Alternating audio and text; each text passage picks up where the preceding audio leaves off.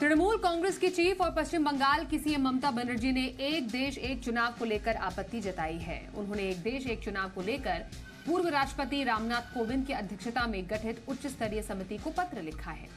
इस पत्र में ममता बनर्जी ने एक देश एक चुनाव को लेकर असहमति जताई और लिखा कि लोकसभा और विधानसभाओं के चुनाव एक साथ कराना भारत की संवैधानिक व्यवस्था के खिलाफ है।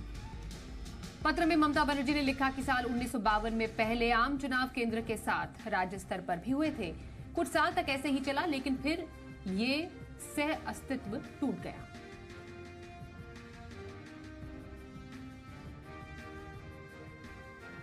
पश्चिम बंगाल में ईडी पर हुए हमले के खिलाफ बीजेपी ने विरोध प्रदर्शन किया। बीजेपी नेताओं ने उत्तर 24 परगना में ममता सरकार के विरोध में मार्च निकाला।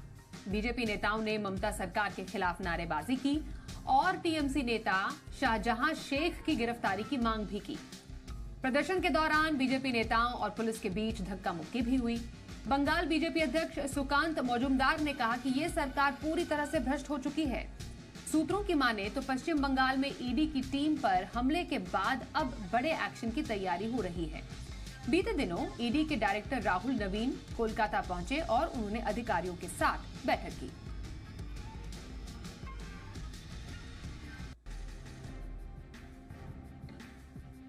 इंडिया गठबंधन में बिहार की सीटों को लेकर घमासान मचा हुआ है।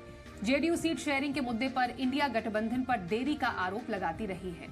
वहीं इस मुद्दे पर आज सीएम नीतीश कुमार ने प्रतिक्रिया दी। उन्होंने कहा कि चिंता मत कीजिए, सब समय पर हो जाएगा। वहीं बिहार कांग्रेस सीट बंटवारे को लेकर जल्दबाजी में नहीं दिख रही। कांग्रेस प्रदेश अध्यक्ष अखिलेश प्रसाद सिंह ने कहा कि अभी चुनाव की घोषणा भी नहीं हुई है, ऐसे में हड़बड़ी की जरूरत नहीं है, सब कुछ आराम से हो जाएगा।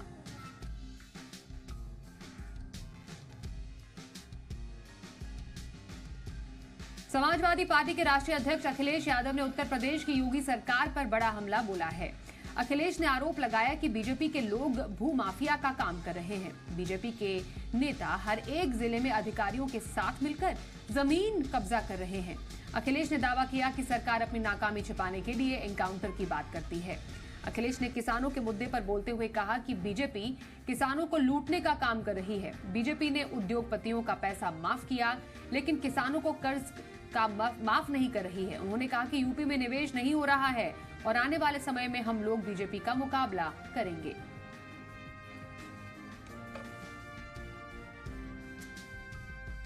Army chief general Manoj Pande ने आज मीडिया से बातचीत के दौरान बताया कि देश की उत्तरी सीमा पर स्थिति संवेदनशील बनी हुई है। जम्मू कश्मीर से घुसपैठ की कोशिशें जारी हैं, इसलिए उत्तरी सीमा पर सेना के जवानों की भारी संख्या में मौजूदगी है। हालांकि सेना किसी भी स्थिति से निपटने के लिए तैयार है। जनरल पांडे ने कहा 2024 में आर्मी में मॉडर्नाइजेशन किया जाएगा। हम नई टेक्नोलॉजी को अपनाते रहे हैं, लेकिन इस साल इस मामले में और आगे बढ़ेंगे।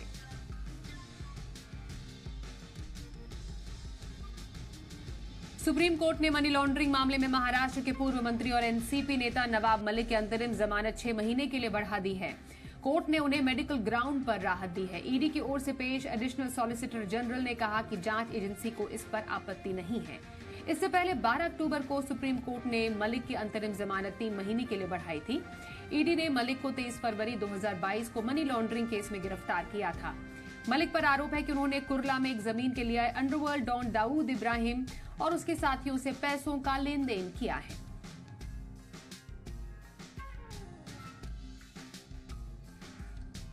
पीडीपी चीफ महबूबा मुफ्ती की स्कॉर्पियो कार आज हादसे का शिकार हो गई।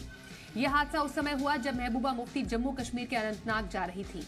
इस दौरान उनके साथ कार में सुरक्षा कर्मी भी सवार थे। कार का आगे का हिस्सा बुरी तरह से क्षतिग्रस्त हो गया। हादसे को लेकर पीडीपी मीडिया सेल ने जानकारी देते हुए बताया कि पूर्व मुख्यमंत्री और उनके सुरक्षा अधिकारी बिना किसी गंभीर चोट के सुरक्षित बच गए हैं।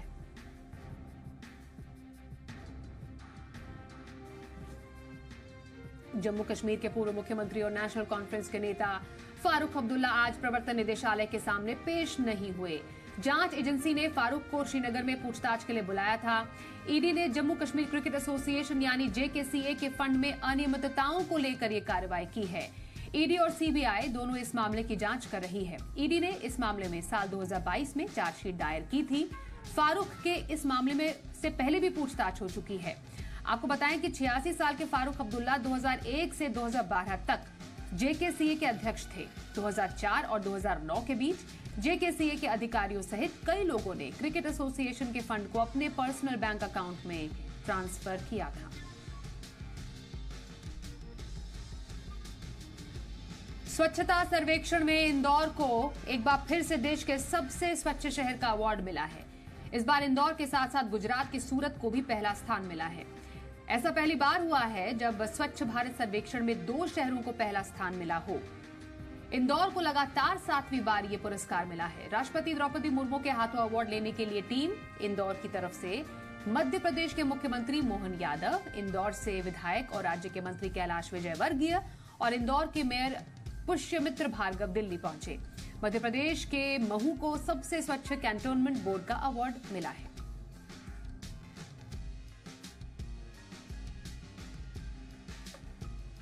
देश का सबसे लंबे समुद्री ब्रिज अटल सेतु का कल पीएम मोदी उद्घाटन करने वाले हैं।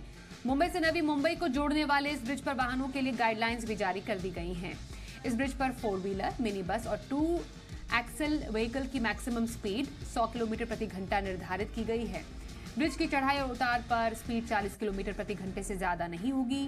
वहीं मोटरसाइकिल, मोपेड, तिपहिया वाहन, ऑटो और ट्रैक्टर को ब्रिज पर प्रवेश नहीं मिलेगा।